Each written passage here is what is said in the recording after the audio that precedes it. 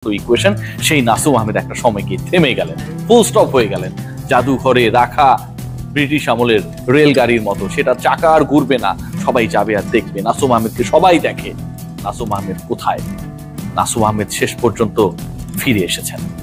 Bangladesh cricket board বদলে গেছে, ফারুক আহমেদ দায়িত্ব নিয়েছেন। দায়িত্ব নেবার পর যে কয়েকটা গাটসি ডিসিশন নিয়েছেন, অনেকেই অনেক আলোচনা, অনেক সমালোচনা করছেন, কমিটি দেয় না কেন, এটা দেয় না কেন, ওটা দেয় না কেন। একসাথে তো ভাই সব কাজ করতে পারবে না, এটা আপনারাও বোঝেন।